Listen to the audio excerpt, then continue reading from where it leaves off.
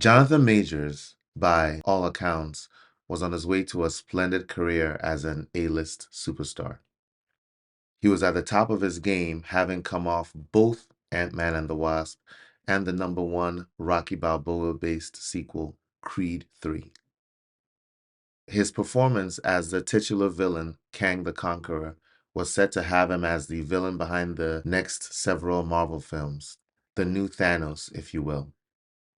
Then on a fateful night, all that changed. On this week's episode of Sine of Reason, we discuss the history of his turbulent relationship, opinions on the verdict, interpretations of the couple's dynamic, and the cultural relevance of this matter as it relates to race, sex, fame, money, and the legal system.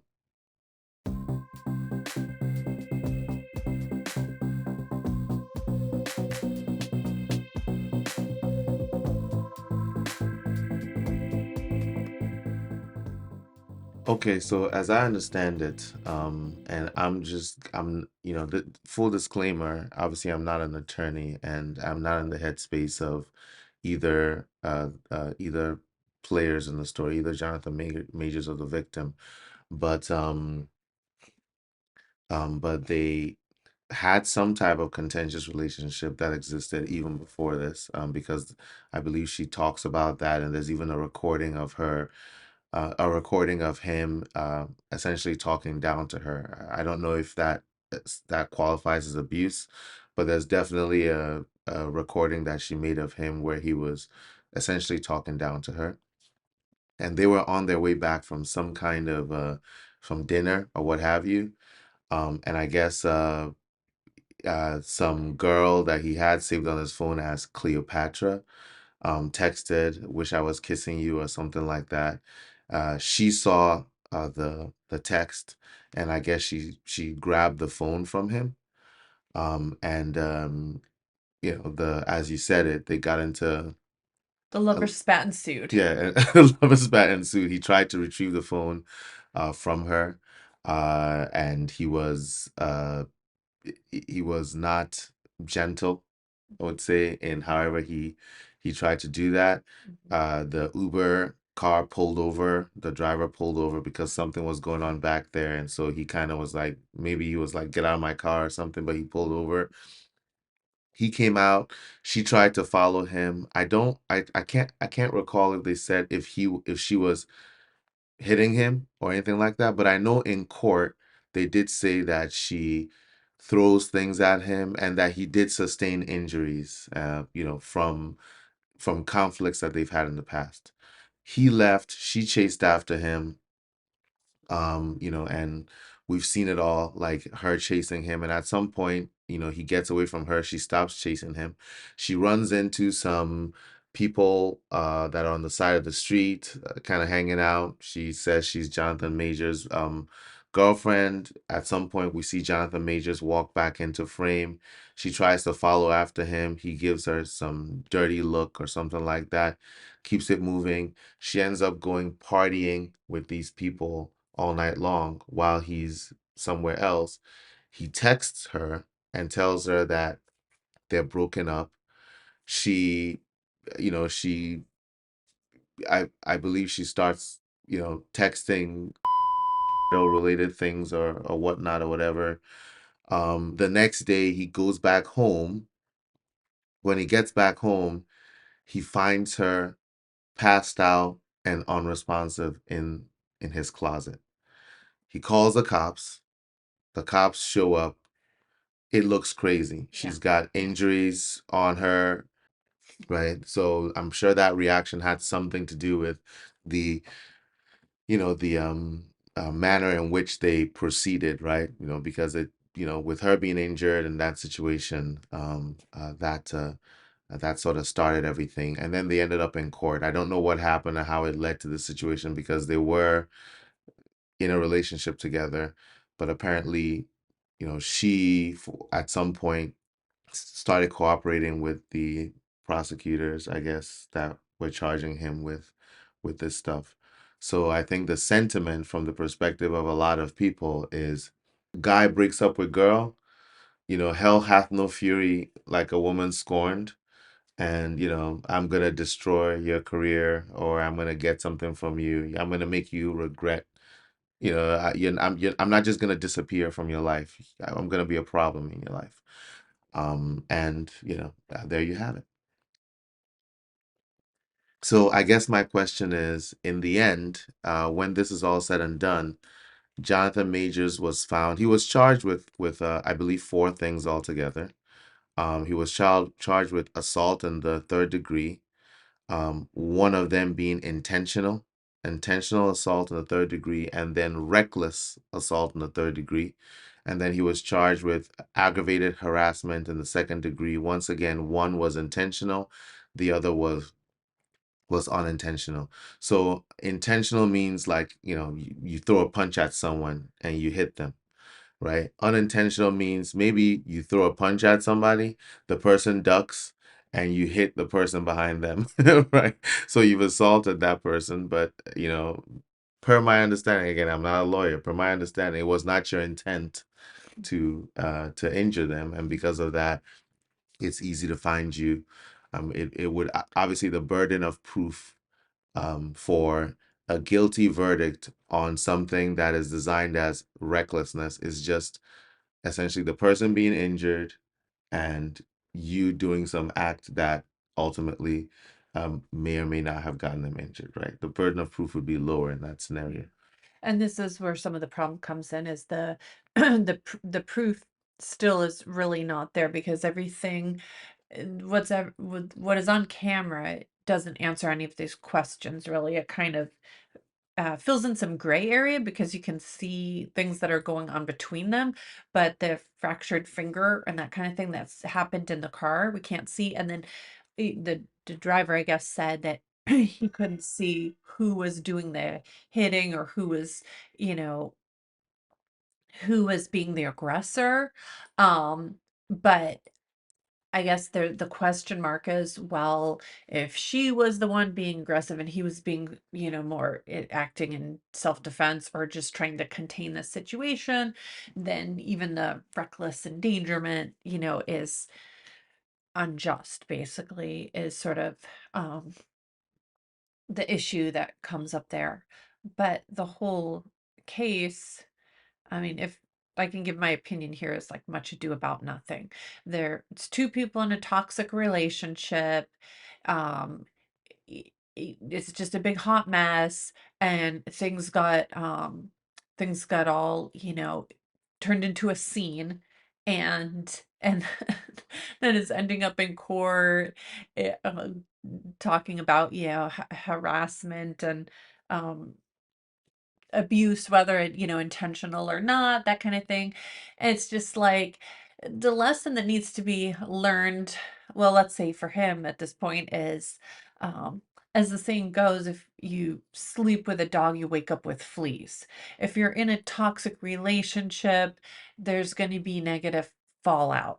Uh, and I'm not comparing her to the dog here. I'm comparing the relationship to the dog. They're, it's clearly like just a bad situation, and this stuff is bound to happen at some point. And then talking about people's careers and justice and just all these things. It's just like, I don't think it's even the point. Well, let me ask you this question. Put yourself in the position of that woman. Do you feel like you have a right to confront someone who has wronged you? Do you feel like they can shut the door and lock you in a room, because you're getting in their face? Um, no, I feel like, yeah, I feel like when you wrong someone, There's gonna be fallout, yeah, right? there's gonna be fallout. Right? I do. Yeah. I do. I mean, again, we're outside the bounds of the law, right? We're just talking about interpersonal Yeah. relationships Yeah. at this point, right?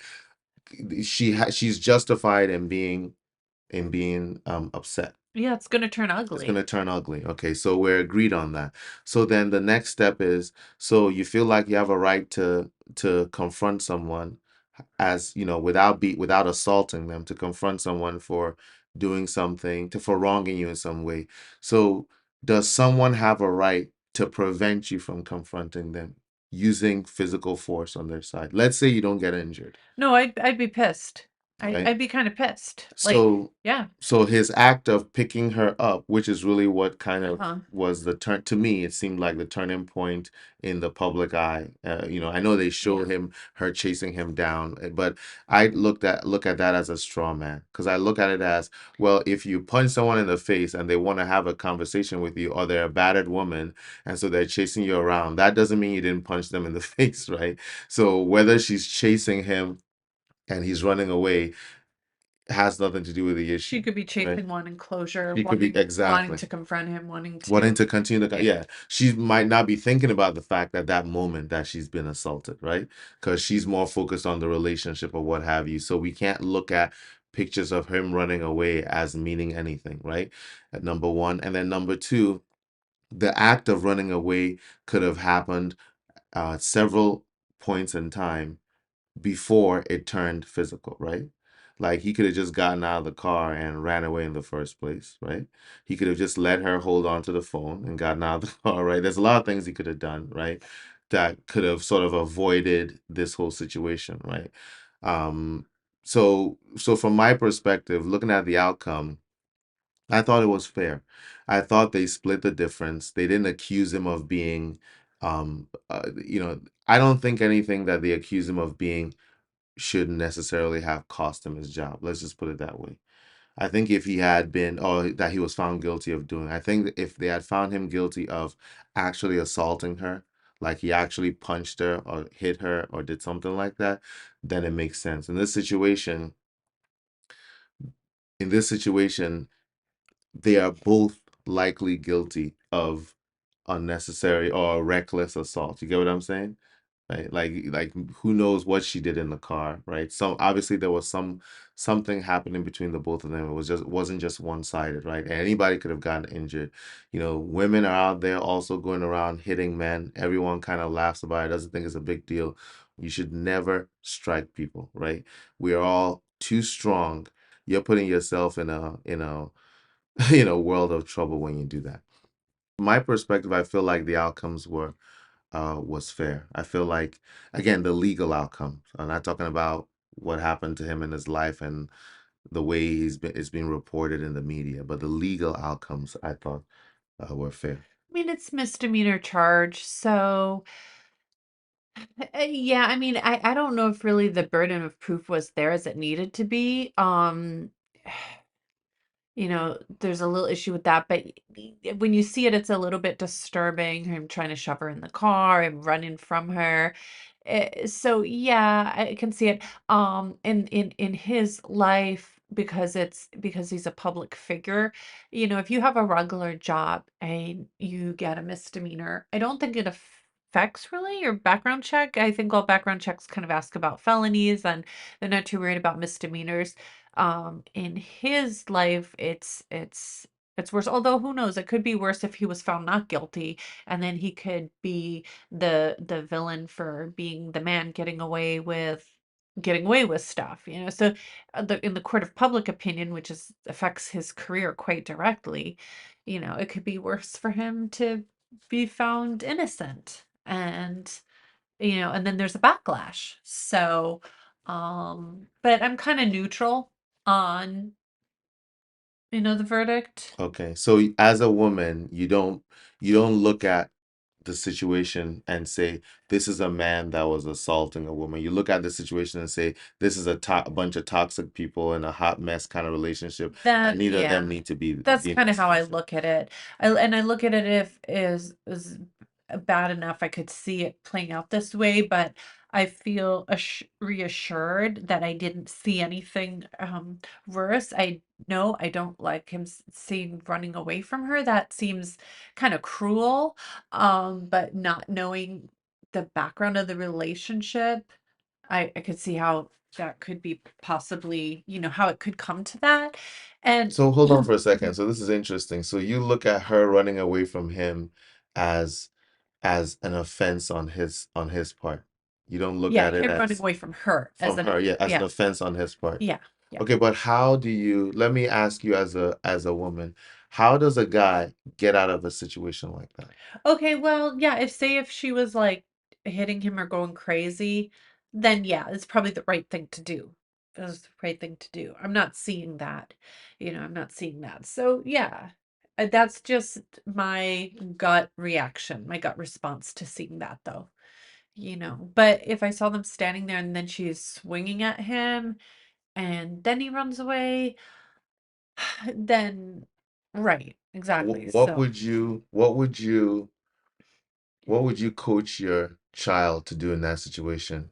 I want you to take your proverbial son and proverbial daughter in that situation. And I want you to think about it from the perspective that, hey, my son is now in a situation with a toxic woman. It's escalated into physicality. She's doing things that she shouldn't be doing, like snatching someone's phone. You should not be doing. You have no right to do that. Maybe striking them. You have no right to do that. Getting in a person's face is harassment. You have no right to do that. What would you counsel your son to do in that I mean, I situation? think what anyone would do with their son or daughter to just get away from it. That's what we always want to do. And in matters of the heart, people don't want to do that. They don't want to just say, "This is bad, I'm walking away." But that's what you would want your son or daughter to do, to not Okay, pursue things. so then now let's reverse it, and we'll say you're not talking to your daughter, and you're not watching a video of your daughter, and let's say your daughter is this Grace Jabari, or however you pronounce her name. What would you want, or how would you react to it? Would you feel like that it was appropriate for her boyfriend to snatch her up and push her back into a car? You know what? I don't feel like it's even worth talking about. That's how I feel. I feel like the root of the problem is way, way before that.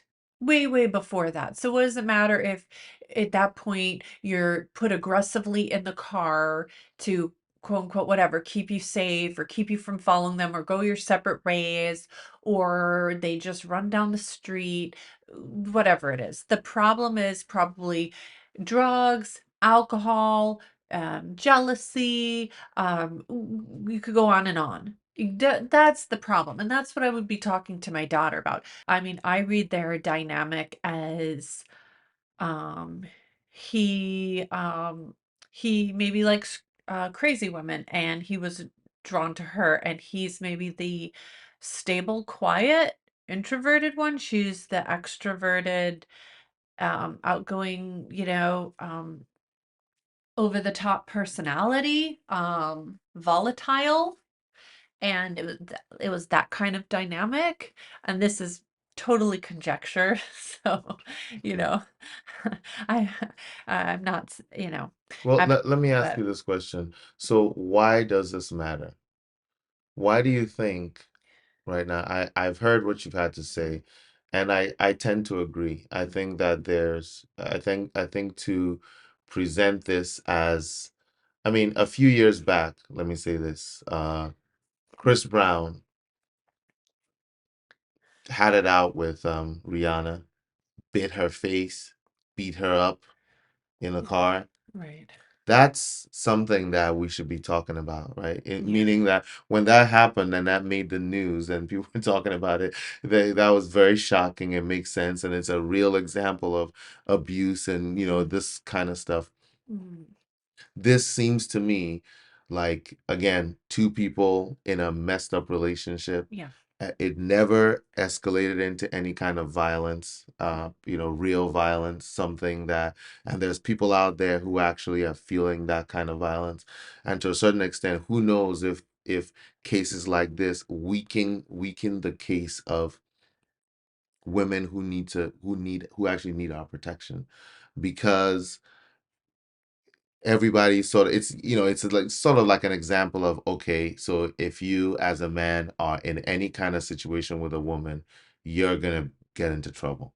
You're gonna be characterized as an abuser. You're gonna be characterized as brutalizing the woman. You're basically, if you're alone with a woman in any kind of situation, Lord only knows, you could go to jail. Mhm. If you're alone with a woman, you could go to jail. If you sleep with a woman that you don't have any kind of relationship with, like a one night stand, you are throwing the dice on Sign whether or yourself up. not you should be accused of because at any point in time, it's gonna in a he said she said which situation, you are going to be accused of you're going to go to jail for you're gonna have a serious problem on your hands, right? And even in certain cases, I mean, most recently there was a Nigerian gentleman who once again he married to a woman and the woman accused him of her. Now, can a man sexually assault someone that she's married to? Absolutely. Not saying that cannot happen. The question is that from the perspective of a man, how can we have laws in place and policies in place where there is no way for you to defend yourself? So you as a man, you're seeing this as a little bit scary It's in the terrifying. society. It's terrifying.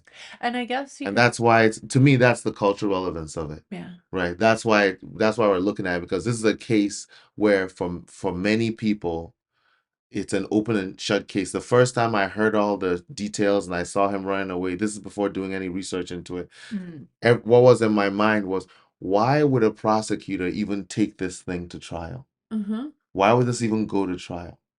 Right? Right. That's what I Right. thought. Why would something like this even go to trial? Like this isn't crazy. It's coming off as just straight up character assassination, Mm-hmm. right? Right. Like I didn't see now again, I didn't see him picking her up and putting her in the car and all that stuff, but Oh yeah, I you know, didn't see that part.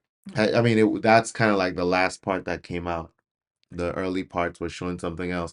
In the beginning, when they were talking about this case, they were talking about that whole closet situation Mm-hmm. and her waking up on drugs and with all kinds of injuries on her body, right? That's how it was being presented. Mm-hmm. Then it starts opening up and the onion starts being peeled over and you realize, oh, she was out partying with people. She was out all night. She was on a bender, right? Mm-hmm. Okay, so that's probably why she ended up in the closet. He was nowhere around her. He wasn't involved in that part of it. The conflict that they had happened like hours earlier, right? And then he left and went to stay in a hotel and she left. So as we find out more, it seemed to me like, okay, when are we gonna when are we gonna shut this thing down now? When are we gonna say, oh, okay, nothing happened? No, they take it to trial. If he wasn't famous, they would probably give you accelerated rehabilitation Right. and that'll be the end of it, But then right? you're still saying you think the verdict was fair, was just. I think the verdict is just, but understand what I'm saying. I think the verdict is just because according to the law, if you injure somebody while you're doing something and you didn't intend to injure them, and a prosecutor decides to prosecute you over that, then by the letter of the law, you're guilty, Yeah, well, right? it's not just not intending to. If it's a total accident, no, you're not found. You didn't commit a crime, but you have to be behaving recklessly. Okay, that's my point. So there's a bad judgment involved. Okay, but if I was standing on the Empire State Building and I picked up a rock and I threw it over the Empire State Building, right? Knowing that there's people Yeah, on the floor, exactly. That's an I'm being example. reckless. Yes. Now, if it hit a woman on the head, Mhm. you're telling me that that makes me a batterer, but if it hit a man on the head, then I'm just being reckless. There's a difference between committing a reckless act and being an abuser of women. There's a difference between someone getting And he's injured not because being of called an abuser of women he yet, is being right? called an abuser of women. Illegally? Well, The court system? no, in the social Okay, in the well, that's something zeitgeist, different. right? In the zeitgeist, he's being called an abuser of women. He's being presented that way. They're putting out things like he's found guilty of assault. The way they're presenting it is as if, as they're putting it out there, they're putting it on the same level as these guys that are out there beating their wives or beating their girlfriends. What's that football player a couple of years back Yeah, that right. punched his Yeah, wife out and was dragging yeah, that her was by the crazy. leg, Yeah, right? That is an abuser. yeah, Okay. Right. That's crazy. yeah. This man has not done something like that. And by the way, didn't that guy end up playing back in the NFL? I don't know. But part of this confusion over it and is the fallout. It's the fallout of the times we live in and at its roots the sexual revolution.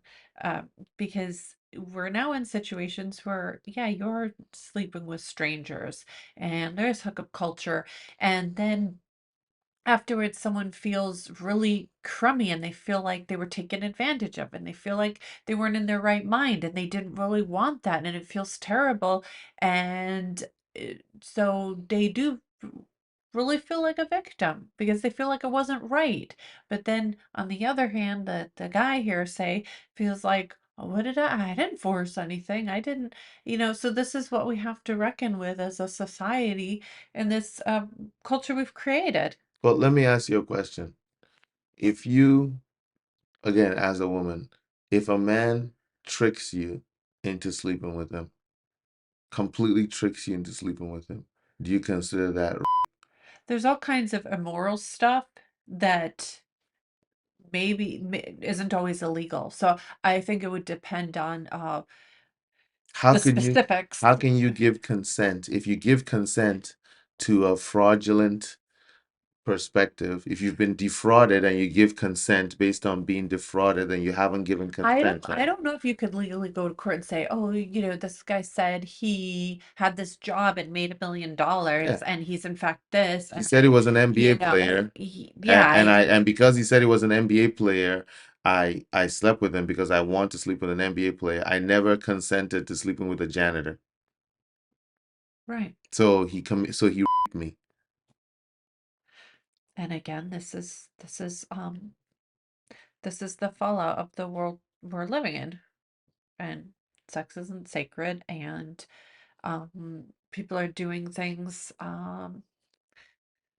that they're they're told by society is um, within the norm, and then it doesn't settle well, and there's a lot of negative feelings around it, and in that case, both parties are guilty of using someone as a means to an end, and not being authentic. So, you know, we have to do deeper self-examination. And that's the same with this case. The lessons learned for these people, and I guess for the rest of us observing, is to take care with who you interact with. I mean, okay, you mentioned the recording, and I'm talking down to her. The recording, I listened to the recording, and that seemed somewhat telling of the nature of the relationship or the dynamic of the relationship because first of all because okay she's secretly recording him Yeah. so there's a betrayal of trust there, but there's also you will assume if there's a recording that has survived she's trying to catch him being bad and she is acting the best she can act in that situation. Given that, the fact that she's drunk and he's upset she's not being a supportive partner and he's not raising his voice or yelling or screaming or threatening, um, kind of says, okay, if that's him on bad behavior and her being the victim, what does that say about the general context of the relationship? So it's not really surprising to say, okay, he's getting texts from other people, the relationship isn't in a good place. I mean, he's asking her not to go out and get drunk and to try to be supportive and reflect him well, and he's going places. He's a great man. I don't know. Is there something wrong with wanting to be great and seeing yourself that way? I don't know if that's a terrible thing. It's not a terrible Um, thing. I wasn't even gonna speak on that, but and you're absolutely right. I wonder where a relationship has gotten to where a person records you, yeah. right? How, There's really no love and respect for each other. there's it's just done. You No, know, it's just done. Like it's a that gambler's person case. is a, you know, like either you are some kind of monster, in which case, where are those recordings? Right? Right, right, Right. right. Where are those recordings Yeah, of you being a monster? monster. Or she's some kind of Jezebel, right? Because why are you recording your boyfriend, right? Yeah, Why are you recording him? And why is that an example of him being, that's an example of him talking down to you, but in the general context of the situation, he's trying to present himself in a certain light. It seems like he's giving you an opportunity to understand that his mission is greater than just party boy and what have you, right? It sounds like that. yeah. That's what it sounds like. Do you think race played any part in the situation? Do you think race played a part in him being charged in the first place? Do you think race played a part in the reporting? And I preface this by using, I guess, a similar case, the Amber Heard Johnny Depp case, right?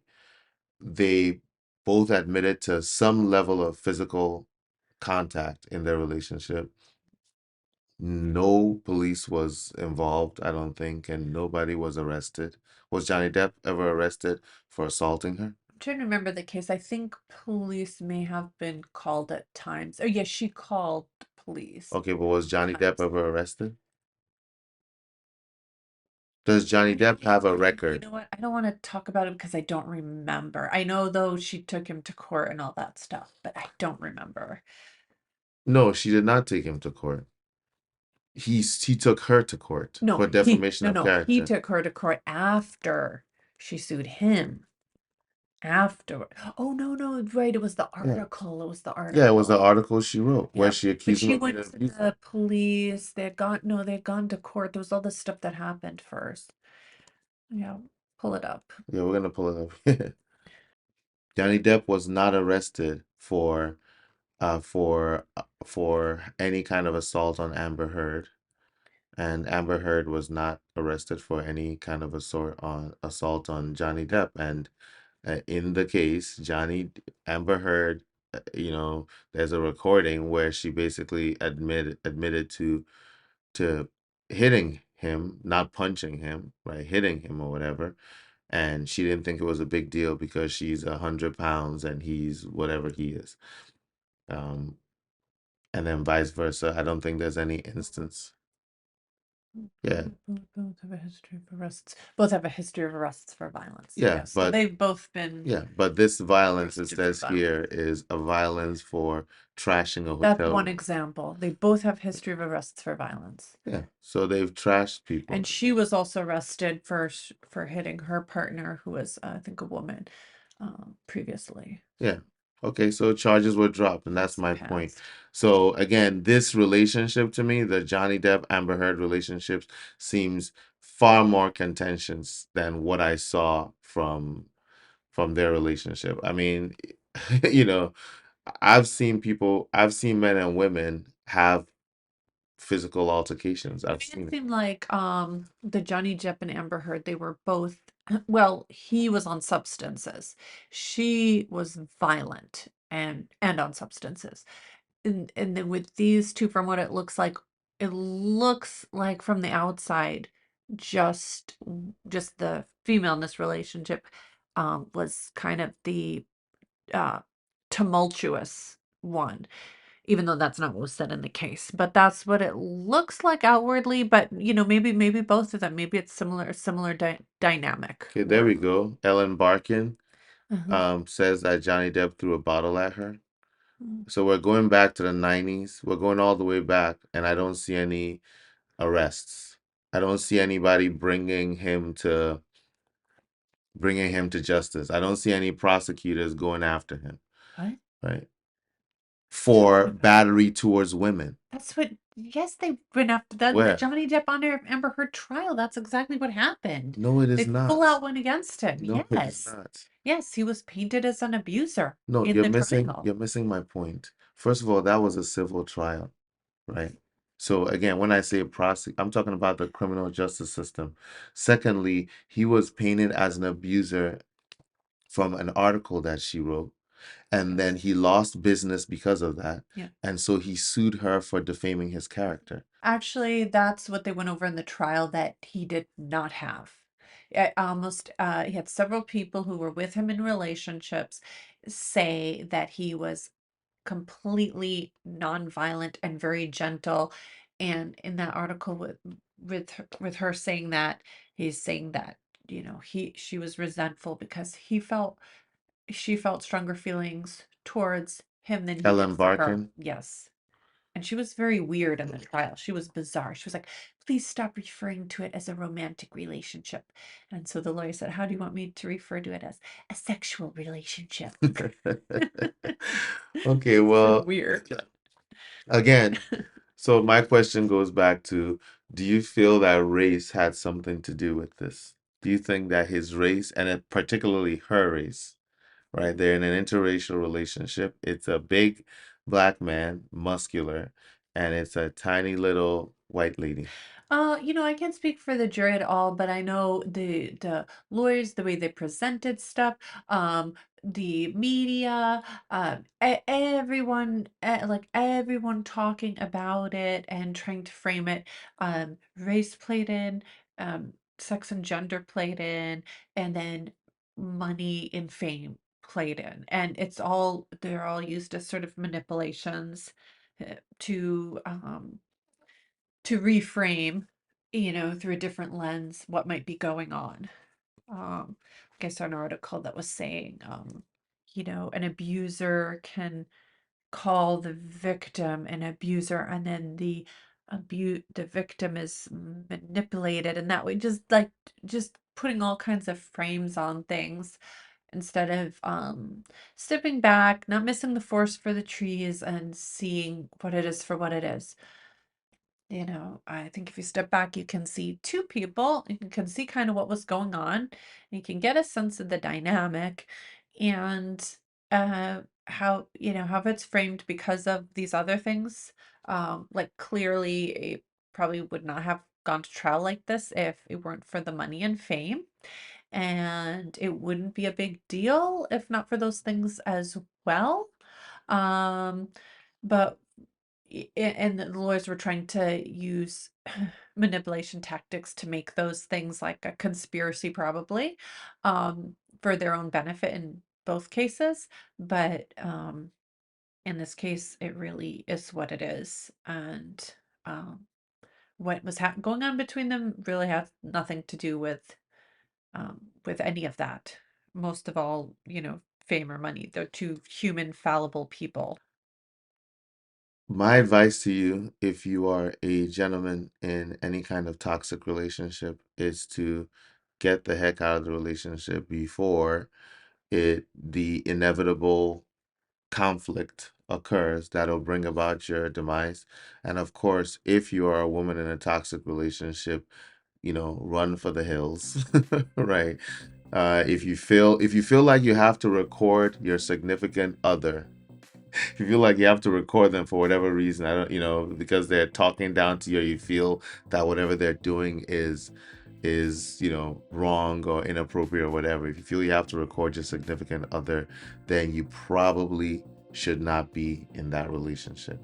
So I don't understand why she would have gone into the effort of recording him, and this obviously happened in the past, and then stay in a relationship, right, and wait for it to get to this point, where it turns into a problem. Yeah, and beyond that, even though this would be called victim blaming, and it's not discussed. If you're a man, woman, the abuser, the one being abused, whatever it is, I don't care. If you're in a destructive, toxic relationship, ultimately, once you get out, your responsibility is to look within and examine yourself.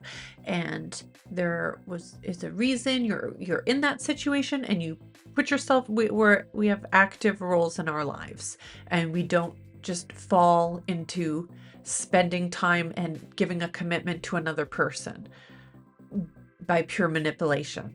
So you were there in that situation. You need to take a deep look at yourself, and you need to examine what's going on with yourself, what needs to be healed, what needs to be worked through. And ultimately, you need to work on yourself so that in the future you will not be in that same situation. There is never a winner when violence is involved. If you find yourself in an abusive relationship, reach out to the National Domestic Violence Hotline for help and support.